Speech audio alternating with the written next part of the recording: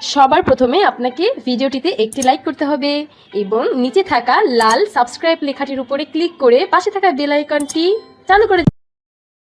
Hello friends, কেমন আছো তোমরা সবাই? আশা করি অনেক ভালো আছো। তো তোমাদের জন্য আরেকটি ভিডিও নিয়ে আসলাম।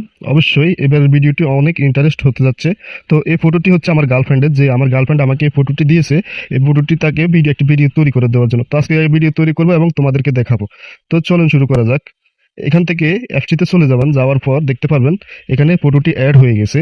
তো এখান থেকে প্রথমেতে ক্রপ অপশনে ক্লিক করবেন, ক্লিক করে এটাকে একটু ছোট করে নেবেন। তো এখানে টিক চিহ্ন দিয়ে দিবেন, দেওয়ার পর এখানে দেখতে পাচ্ছেন এআই।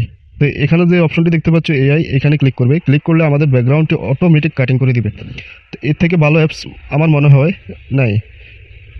তা আমাদের অ্যাপস ব্যাকগ্রাউন্ডটি অটোমেটিক কাটিং করে দিয়েছে। তো আমি এখানে টিক চিহ্ন দিয়ে দিলাম। টিক চিহ্ন দেওয়ার পর